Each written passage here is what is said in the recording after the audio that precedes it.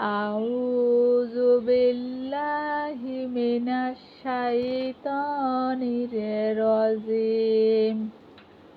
বিসমিল্লাহির রহমানির রহিম।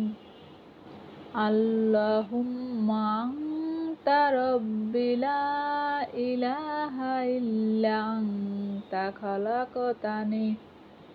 খালাকতানি ওয়া আনা আবদুকা ওয়া আনা আলা আহাদিকা ওয়াদিকা মাস্তাতাতু আউযু বিকা মিন শাররি মা সানাতু আবুউ লাকা বিনি'মাতিকা আলাইয়া ওয়া আবুউ বিযামবি ফাগফিরলি ফাইন্নাহু লা ইয়াগফিরুয যুনুবা ইল্লা আনত। হ্যালো ফ্রেন্ডস, আসসালামু আলাইকুম ওয়া রাহমাতুল্লাহি ওয়া বারাকাতুহু। সবাই ছোট্ট একটি লাইক দিয়ে আমার ভিডিওটি দেখা শুরু করেন। তো সবার কাছে ছোট্ট একটি লাইকের জন্য আমি বিনীত অনুরোধ করছি। আর আমি যে প্রথমে একটা আয়াত তেলাওয়াত করলাম, আর এটা হচ্ছে সাইয়্যিদুল ইস্তেগফার, মানে তওবার শ্রেষ্ঠ দোয়া। রাসূল সাল্লাল্লাহু আলাইহি সাল্লাম বলেছেন, যে ব্যক্তি সকাল এবং সন্ধ্যায় এই দোয়া, এই যে সাইয়্যিদুল ইস্তেগফার তওবার শ্রেষ্ঠ দোয়া পাঠ করবে, একেবারে খাঁটি মন থেকে পাঠ করবে, সে ব্যক্তি নিশ্চয়ই জান্নাতে দাখিল হবে। সুবহানাল্লাহ। তাই এবার ভাবুন তো, যে আমাদের প্রত্যেক মুসলমানের কি উচিত নয় সকাল বিকাল এই সাইয়্যিদুল ইস্তেগফার তিলাওয়াত করা? আর তওবার আরেকটি ফজিলত রয়েছে, যেটা সবথেকে গুরুত্বপূর্ণ। যে ব্যক্তি সর্বদা তওবার সাথে থাকে তার কোনো অভাব থাকে না। সুবহানাল্লাহ। তাই ভাবুন, আমাদের সর্বদা কি তওবা পড়া উচিত নয়? যাই হোক, আমাদের অন্তত সকাল এবং বিকালে এই সাইয়্যিদুল ইস্তেগফার পড়ে নিজেকে জাহান্নাম থেকে বাঁচানো উচিত। ডিয়ার ফ্রেন্ডস, দেখতে থাকুন, দেখতে দেখতে ভালো লাগা ভালোবাসা হয়ে যাবে। আর যদি ভালো লাগা ভালোবাসা হয়েই যায়, আশা করছি আমার ছোট্ট চ্যানেলটিকে আপনি আপন করে নেবেন, মানে সাবস্ক্রাইব করে পাশে থাকবেন। আর হ্যাঁ, চাইলে আপনি কিন্তু ফ্রেন্ডস কিংবা ফ্যামিলির মাঝেও শেয়ার করতে পারেন। আর দেখতে দেখতে আমিও এখন দুপুরের রান্নার আয়োজন করতে শুরু করলাম। এই তো আমার হাতে দেখতে পাচ্ছেন বেশ কিছু মিষ্টি কুমড়ো ফুল, আর এটা রেসিপি করব আজকে। তাই জন্য আমি ফুলগুলিকে এখন এই যে ফুলের পাপড়িগুলোকে ডিম্বাণু থেকে আলাদা করে নিচ্ছি। আর ফুল কিন্তু দুই ধরনের হয়ে থাকে, যেমন এটাকে বলে পুরুষ ফুল, আর একটা আছে স্ত্রী ফুল। আর পুরুষ ফুলের থাকে ডিম্বাণু, আর স্ত্রী ফুলের থাকে ডিম্বাশয়। আর এই ফুলটা নাকি আমাদের মানবদেহের জন্য অনেক উপকারী একটি খাবার। আর কি উপকারী সেটা সম্বন্ধে আমার এতটা আইডিয়া নেই, কিন্তু এই যে এটাকে বলে ডিম্বাণু। আর স্ত্রী ফুলের থাকে ডিম্বাশয়। আর স্ত্রী ফুলের গোড়ায় থাকে মেন ফলটা থাকে গোড়ায়, আর ফুলটা থাকে স্ত্রী ফুলের মাথায়।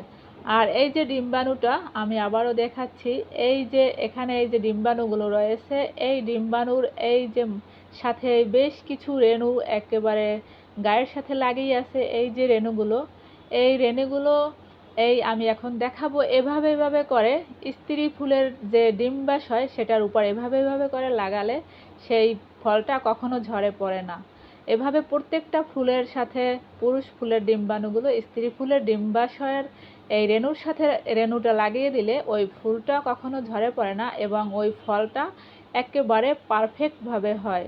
এভাবে করে যদি পুরুষ ফুলের এই রেণুগুলোকে স্ত্রী ফুলের ডিম্বাশয়ের রেণুর উপরে লাগানো যায়, তাহলে প্রত্যেকটা ফল হবে। আর এরকম করেই আমরা গ্রামে অনেক দেখেছি, আমরা এটা বই থেকে পেয়েছি, সম্ভবত হবে বিজ্ঞান বইতে, ক্লাস 5-6 এরকম হবে, কিংবা হাই স্কুলের কোনো বই থেকে আমরা এটা পেয়েছিলাম। আর এভাবে গ্রামের বাড়িতে তো অনেক ফুল ফলের চাষ করা হয়, বিভিন্ন সবজি লাগানো হয়। এভাবে করে বিভিন্ন ফলের ডিম্বাশয়ের ফুলের সেই রেণুর ভিতরে পুরুষ ফুলের রেণুগুলোকে লাগালে অবশ্যই সেই ফলগুলো পারফেক্টভাবে হবে। এটা হচ্ছে গাছে ফল টিকানোর একটি পারফেক্ট এবং সহজ পদ্ধতি।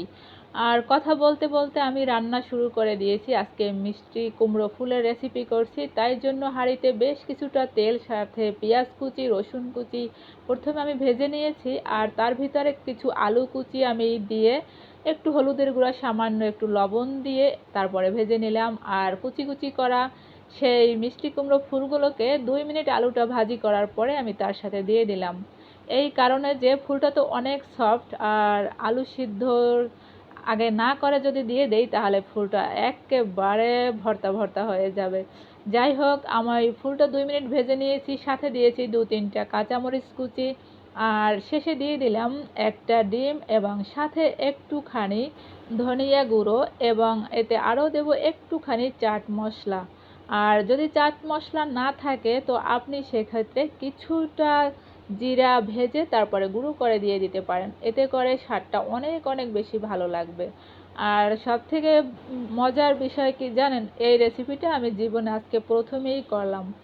তো যাই হোক, তো এটা তো গতকালকে রেসিপি ছিল।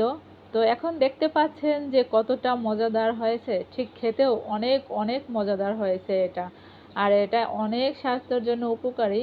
জাস্ট সেগুলো আমার এখন মনের দুয়ারে নেই, তাই জন্য আমি জাস্ট বলতে পারছি না আপনাদেরকে মিষ্টি কুমড়ো ফুলের যে গুণাগুণ সেটা আমার এখন মনের একেবারেই অগোচরে। যাই হোক, রেসিপিটা খুব মজাদার সেটা তো আমি বলতে পারছি এই মুহূর্তে। আর আজকে করে নিয়েছি ঢ্যাঁড়সের বেশ কিছু পরিমাণ ভর্তা, আর সাথে আছে আজকে এই যে মুগ ডাল করেছি, এর সাথে মসুর ডাল, 2 ধরনের ডাল মিশিয়ে তারপরে রান্না করে নিয়েছি। আর আজকে এই ভাজা পোড়া আর ডাল দিয়েই আমাদের দুপুরের খানাপিনা হবে আলহামদুলিল্লাহ। গরিবের খানা তো, এটা হলেই যথেষ্ট হয়ে যায়, এর থেকে আর বেশি কিছু কি প্রয়োজন আছে বলুন তো। আর এটাই আমাদের মুখে অনেক স্বাদ, অনেক লেগে থাকে, খুব মজা হয় খেতে। এই তো কাজের ফাঁকে ফাঁকে, কথার ফাঁকে ফাঁকে আজকে আমরা দুপুরের খানাপিনা এখন একেবারেই শেষ করে ফেললাম। আর আমার ছোট্ট সোনামণিও খানাপিনার পরে একটা ঘুম দিল বেশ লম্বা করে। ঘুম শেষে উঠে সে বিছানায় একেবারে আলসে আলসে একটু ভাব নিয়ে শুয়ে আছে এখনো, যেন তার বিছানাটা ছেড়ে একেবারেই উঠতে মন চাচ্ছে না। একটু আদুরে আদুরে ভাব নিয়ে সে গড়াগড়ি খাচ্ছে বিছানার ভিতরে। এই তো দেখুন ছোট্ট সোনামণির কি অবাক করা কাণ্ড, একটু হাসি হাসি, একটু আদুরে আদুরে ভাব তার মায়ের সঙ্গে। বেশ ভালো লাগছে তাই না? দেখতে দেখতে ফ্রেন্ডস আমরা চলে এসেছি একেবারে ভিডিওর শেষ দ্বার প্রান্তে। আজকে আর বেশি সময় নেব না আপনাদের থেকে, তবে হ্যাঁ, কৃতজ্ঞতা তো স্বীকার করতেই হবে। আর আমাকে এই পর্যন্ত আপনার মূল্যবান সময়টুকু দেওয়ার জন্য আপনাকে অসংখ্য অসংখ্য ধন্যবাদ। আর সেই সাথে আপনাদের সকলের দীর্ঘায়ু এবং নেক হায়াত কামনা করছি। আর আমাদের জন্য দোয়া করিয়েন কিন্তু। সবাইকে আবারও একরাশ রজনীগন্ধার শুভেচ্ছা বিলিয়ে দিয়ে আমি আজকের মতো এখানেই বিদায় নেব। দেখা হবে আবার নতুন দিনে নতুন ভিডিওর সঙ্গে। সেই পর্যন্ত সবাই অনেক অনেক ভালো থাকবেন। আল্লাহ হাফেজ। আসসালামু আলাইকুম।